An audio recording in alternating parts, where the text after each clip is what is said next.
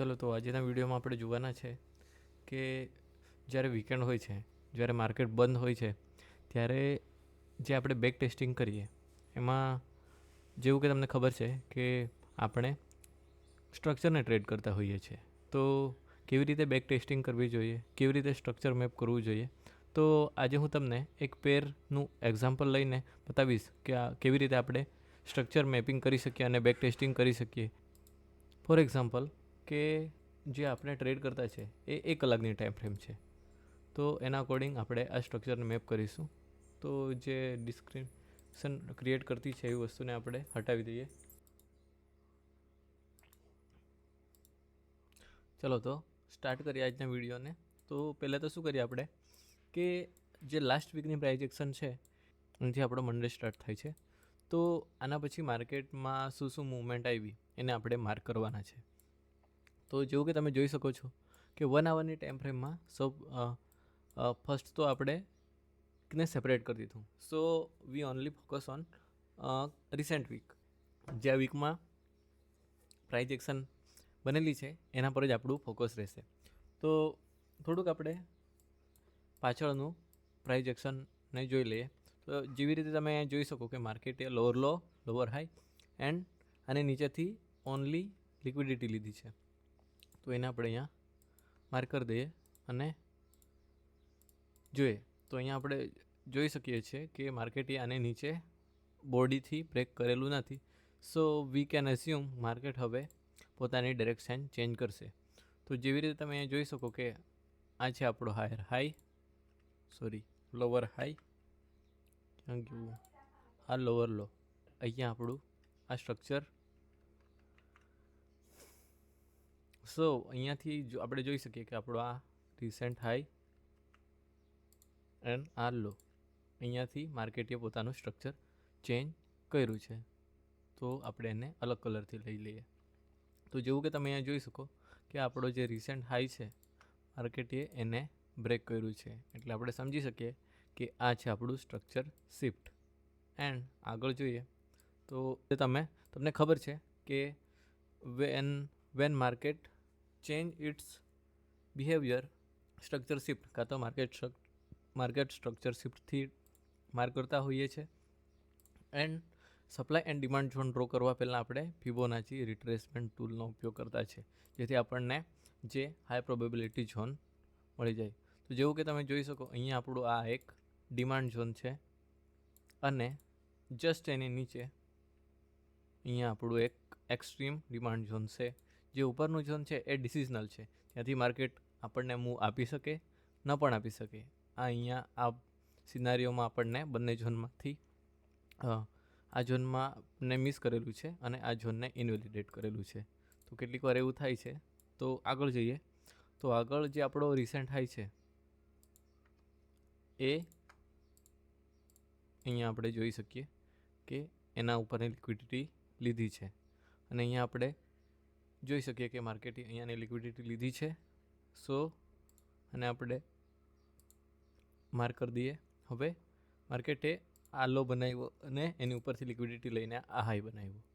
So we also can trade આ ભાગમાં જે તમે જોઈ શકો છો આપણે લોઅર ટાઈમ ફ્રેમમાં જઈને આને કન્ટિન્યુએશન તરીકે ટ્રેડ કરી શકીએ. તો 15 મિનિટમાં જઈએ એન્ડ અહીંયા તમે જોઈ શકો છો કે માર્કેટે અહીંયા 15 મિનિટમાં શું કર્યું છે. તો 15 મિનિટમાં આપણે આને લખી દઈએ કે આ 15 મિનિટનું સ્ટ્રક્ચર છે. સો અહીંયા આપણને વધારે ખ્યાલ આવે અને અહીંયા જે ડિમાન્ડ ઝોન બન્યું હતું માર્કેટે એમાંથી એક શાર્પ મૂવ બતાવ્યો હતો. તો આ આપણું 15 મિનિટનું ઝોન છે. સો આને આપણે અલગ કલરથી કરીએ જેથી આપણે ડિફાઇન કરવામાં સરળતા રહી. તો અહીંયા આને ફોર એક્ઝામ્પલ મેં અહીંથી આ ટ્રેડ લઉં તો મને ઓન એવરેજ 3 આવરની આજુબાજુ મળી રહી. હવે પાછા આપણે આપણી એકચ્યુઅલ 1 આવરની ટાઈમ ફ્રેમમાં જતા રહીએ એન્ડ હવે આગળનું સ્ટ્રક્ચર મેપ કરીએ.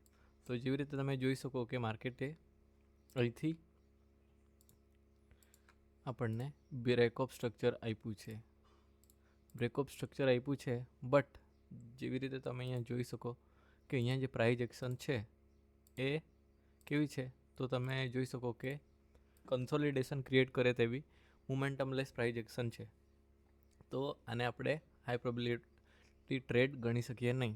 સ્ટીલ તમે અહીંયા જોઈ શકો કે માર્કેટ અહીંયા એફયુજી બનાવેલી છે એન્ડ અહીંયાના ડિપેન્ડ ઝોનમાંથી રિએક્ટ કરેલું છે.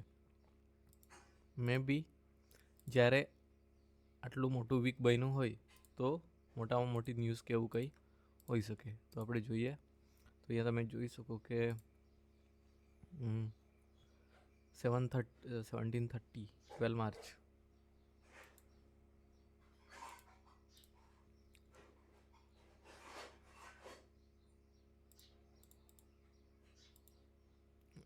અહીંયા તમે જોઈ શકો કે 750 કેડમાં ન્યૂઝ આવેલી, એના લીધે આ મોમેન્ટમ કન્સોલિડેશન એન્ડ મેનિપ્યુલેશન થયેલું હોઈ શકે.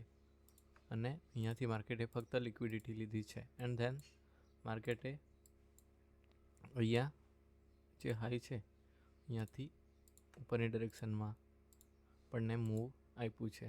તો અહીંયા 15 મિનિટમાં પાછા જતા રહીએ અને જોઈ શકો કે તમે અહીંયા માર્કેટે શું કર્યું, તો આની નીચેની થોડી લિક્વિડિટી લીધી અહીંયા આવી રીતે એન્ડ ઉપરની ડિરેક્શનમાં જે બ્રેકઅપ સ્ટ્રક્ચર શિફ્ટ આપ્યું આ ભાગમાંથી. Then we also can take this trade.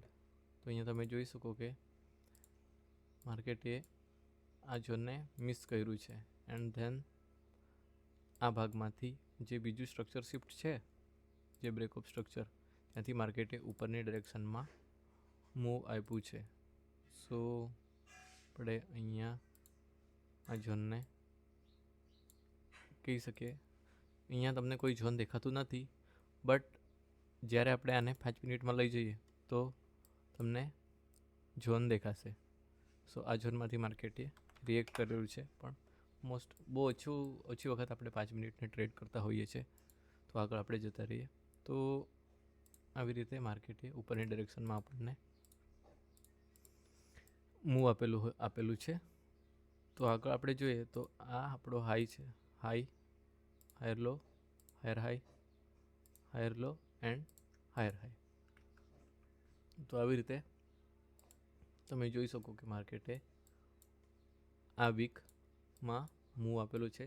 જે આપણો હાઈ પ્રોબેબિલિટી ટ્રેડ હતો એ ફક્ત એક દિવસે આપણને મળ્યો. તો આવી રીતે તમે તમારી જે સ્ટ્રેટર્જી હોય તેને વીકેન્ડ દરમિયાન સેટરડે સન્ડેમાં બેકટેસ્ટ કરી શકો છો, જેથી તમને તમારી સ્ટ્રેટર્જીમાં કોઈ પણ પ્રકારની ખામી અથવા ભૂલ હોય તો તે તમને જણાય અને જે તમે ટ્રેડ મિસ કરેલા છે તે પણ તમે બેકટેસ્ટ કરી શકો છો, જેથી ભવિષ્યમાં જો તમે કોઈ આવો ટ્રેડ આવે તો એ તમારાથી મિસ ના થાય. અને આ લિક્વિડિટી સ્ટ્રક્ચરના કેટલાક કોન્સેપ્ટ છે જેને તમે આવી રીતે બેકટેસ્ટ કરી શકો છો.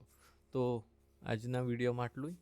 તમારા જે મિત્રો છે એમની જોડે આ વિડીયોને શેર કરો, ચેનલને સબસ્ક્રાઈબ કરો અને આવા જ વિડીયો માટે જો તમારી પાસે કોઈ કોન્સેપ્ટ હોય તો તમે મને કોમેન્ટમાં જણાવી શકો છો. Thank you.